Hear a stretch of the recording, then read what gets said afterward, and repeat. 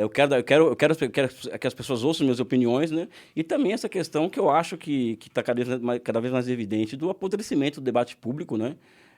Brasileiro pela direita, pela extrema-direita, né? Que nega a ciência, Já nega teve tudo realmente um debate público saudável, eu fico pensando. Você falou do apodrecimento, mas parece que o Brasil sempre foi...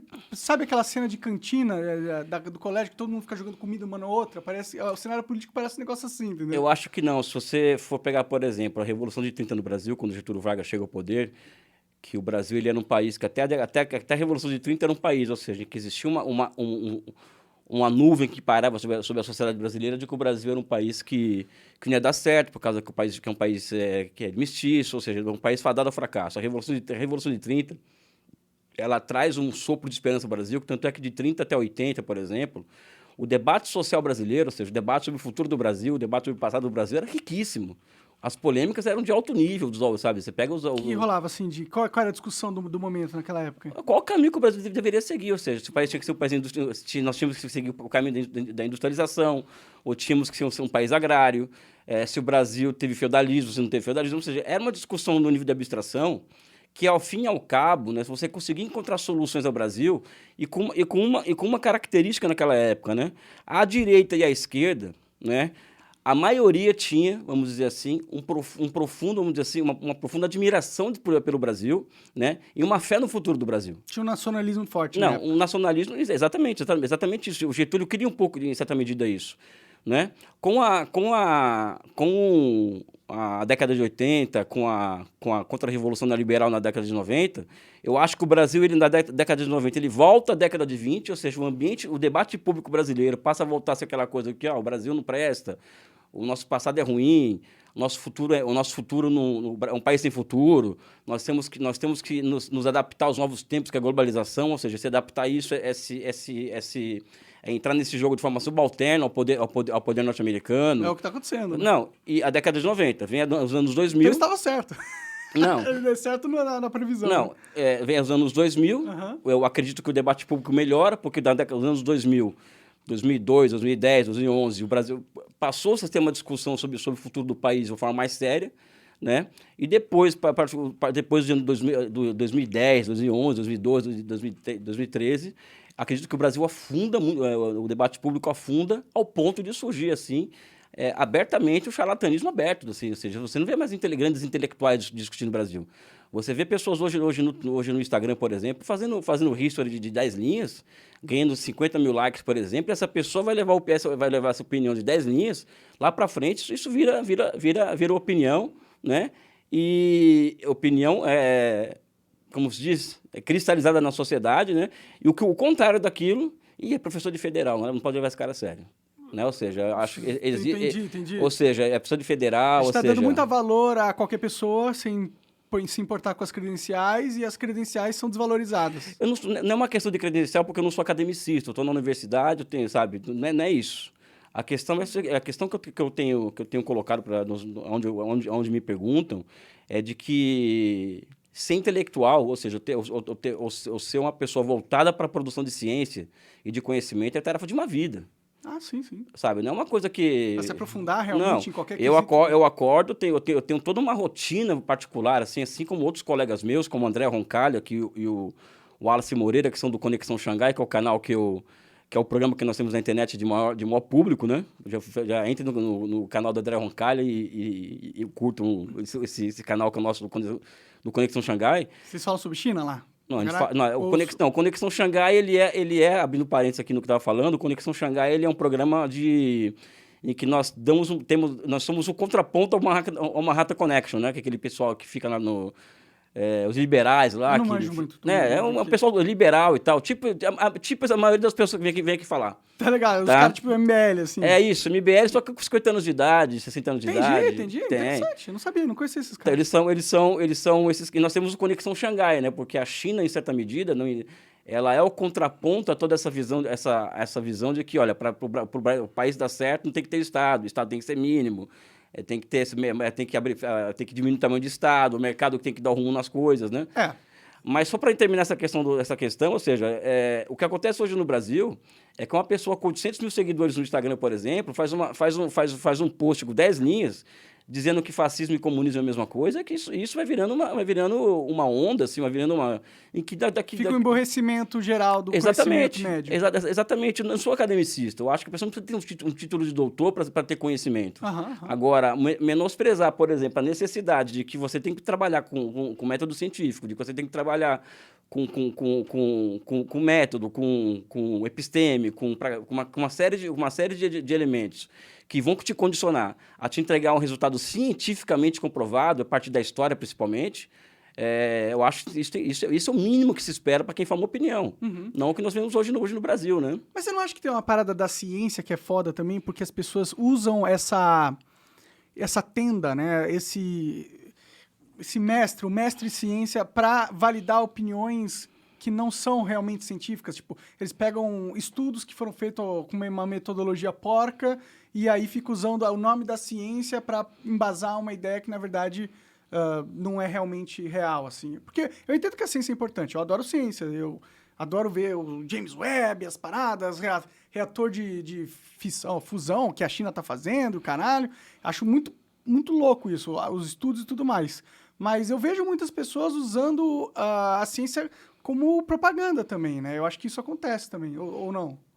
Olha, vou te falar uma coisa. Acontece até porque existe a universidade, ela não é uma bolha, né, que é fechada em si mesma, né? E a universidade muitas vezes ela também acaba replicando, né, o senso comum da sociedade, só que de forma mais sofisticada, né? Inclusive na área de economia. Uhum. Agora, a questão é que o Hegel dizia, que é um filósofo alemão, que eu gosto muito, dizia o seguinte: a verdade sempre aparece. Então, na ciência, ou seja na economia, seja na biologia, ou seja, qualquer área do conhecimento, uma mentira não dura muito tempo. Sei lá. Não dura muito tempo, não dura muito tempo. Antes, comer ovo fazia mal pra caramba, ficou anos assim, e depois agora comer ovo é bom de novo, gordura de porco era ruim pra saúde, agora não é mais tão ruim. A ciência muda também, né? Não, a ciência muda, evolui, até encontrar, por exemplo, regularidades novas na economia que antes eram impossíveis de encontrar com o método antigo, por exemplo. Uhum. Mas o que eu estou querendo dizer é que na ciência a vera mesmo, o charlatanismo ele dificilmente se cria durante muito tempo. Ele pode se criar. Sim. Ele pode se criar, mas chega... Por quê? Porque você está o tempo inteiro sendo avaliado. Eu, por exemplo, eu tenho obrigações para com a universidade, que passam, por exemplo, por publicar artigos em revistas estrangeiras. Esses artigos são hipóteses científicas que eu levanto, que eu tento comprovar naquele artigo, e 3 ou 4 pessoas que eu não conheço, nem eu me conheço, vão ler aquele artigo e vão aprovar ou não aquilo ali. Uhum. Ou seja, existe um processo de controle interno do processo. Sim. Né? Nas redes sociais não tem isso. É o like, né? Esse controle, sabe, né? É um controle de popularidade, não de método científico, né? Sabe? Então, eu quando aceitei vir aqui, por exemplo, uma das questões que eu levanto sempre é a seguinte: eu acho, Monark, honestamente, que a extrema-direita e a direita, ela tem que ser retirada da sua zona de conforto, entendeu? Claro. Sabe? Ela tem que ser retirada da sua zona de conforto. Então, se eu não vier aqui num canal e que o público majoritariamente é conservador, a gente sabe disso, né? Sabe? Conservador eu não diria, viu, cara? Não. Porque é difícil um monte de conservador gostar de maconheiro a favor de várias pautas de esquerda, tá ligado? Não, mas se você for da ligação da maconha, não é uma pauta de esquerda, né? É uma pauta até liberal, ou seja, não é nem... Bom, hoje em dia a sociedade considera como pauta de esquerda. Não, eu sei que na sua origem talvez não fosse, mas normalmente quem defende essa pauta é uma pessoa de esquerda. Sabe? Então, quando eu aceito vir nesse espaço, quando eu fui no Rogério Vilela debater com a Renata Barreto, sabe? Eu fui no intuito de, olha, eu particularmente não aguento mais esse pessoal vendendo, as pessoas ficando milionárias, vendendo charlatanismo, entendeu? Uhum. As pessoas, elas não têm domínio teórico nenhum do que elas estão falando, trabalham com espantalhos, né? Depois eu vejo num dia um negócio, uma plataforma de curso, tá lá uma pessoa que... História política dos Estados Unidos, ou seja... Aí você vai ver se essa pessoa já produziu alguma coisa sobre isso, nunca produziu absolutamente nada sobre isso. Isso chega a ser, assim, isso é o estado da arte, né, do obscurantismo na sua máxima potência, né? É uma forma de ver, mas tem uma outra forma de ver também, né? A internet deu espaço a tanta gente falar que invariavelmente vão pessoas criar conteúdos que talvez não sejam de exímia qualidade, mas servem para um propósito individual para elas, ou talvez até para um grupo que quer validar certas ideias, né? Exatamente, exatamente isso. Mas isso é natural, isso não é algo, tipo, não é um obscurantismo, para mim é o contrário, porque você também tem esse espaço, entendeu? Todo mundo tem esse espaço. Isso, inclusive, é um defeito da galera socialista, comunista, eles não queriam, eles se negaram de ocupar esses espaços faz muito tempo, entendeu? No Flow, a gente sempre chamou o cara de esquerda, demorou 2 anos, ou 1 ano e pouco, pra a gente conseguir uma portinha, uma janela a esse grupo, entendeu? E mesmo assim, essa janela não se abriu grandemente. Eles se recusavam muito a ocupar aquele espaço que estava sendo ofertado a eles, sabe? Monark, é o seguinte, eu vou discordar fraternalmente de ti no começo, Claro. pelo seguinte, eu não naturalizo o senso comum. Eu, por exemplo, eu não vivo de senso comum. Então, eu não posso achar normal, por exemplo, o que eu vejo, não vou citar nomes aqui, plataforma de curso, e você vê os cursos que as pessoas dão, elas ficam replicando aquela coisa, aqueles absurdos que o Olavo de Carvalho vendia nos cursos dele, ou seja, isso virou uma praga nacional isso daí. Não é? Eu não posso naturalizar isso. Eu não vivo, até porque eu não vivo disso. Até porque Mas o que seria naturalizar isso? achar normal isso. Mas não é normal? Não é normal Não que tenha pode ser pessoas normal. com pensamentos diferentes? Não, pensamento diferente eu tenho na universidade, por exemplo, que eu tenho um departamento, uma faculdade de ciências econômicas, né, onde eu trabalho, que tem 3 departamentos. E tem eu ali, que eu sou marxista, eu sou comunista, né? E tem um cara que é da chamada escola austríaca, né? Por exemplo, que é um Mises, Hayek. E é um cara que produz ciência. Eu não concordo com absolutamente nada do que ele fala. Mas você vê claramente que ele estuda, que ele tem os alunos dele, que ele orienta, que ele produz coisas interessantes naquela área. Que ele tem um embasamento. Não, ele tem Sim, isso. Sim. Ou seja, ele é uma figura que tem. Ou então pensa um rapaz que trabalha comigo lá, que é um economista neoclássico, é um neoliberal, como se chama por aí, né? Que é um cara simplesmente genial no que ele faz. Eu aprendo com ele. Sim.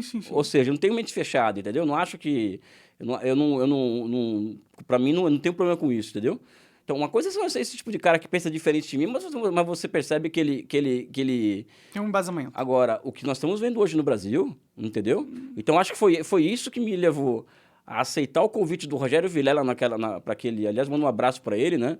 Para aquele encontro, né? E me trouxe aqui para falar contigo, né? Claro, sim. Não, eu acho muito legal o que você está fazendo de vir e participar. Eu esperei muito tempo para pessoas na esquerda começarem a ter essa iniciativa, que eu acho perfeito, porque a minha intenção nunca foi conversar só com um lado só, entendeu? Sempre foi o propósito do Flow e do Monarch Talks conversar com todos os diversos estilos de pensamento, até porque é isso que vai engrandecer o conhecimento de quem me assiste.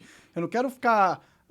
doutrinando ninguém aqui para dizer, só isso existe. Não, eu quero saber de tudo. E é bom que pessoas que são comunistas tal venham com embasamento até para quebrar certos preconceitos que as pessoas têm, ou para explicar melhor as ideias que não são muito bem explicadas, porque você falou que tem muito cara dos liberais, não sei o quê, fazendo vídeo e curso, mas também tem muito comunista e não sei o quê, falando muita besteira também na internet. Então, por isso que eu acho que é normal, é a natureza humana, essa é a beleza da liberdade. Você pode deixar todo mundo falar, óbvio que as pessoas vão falar besteira, tá ligado?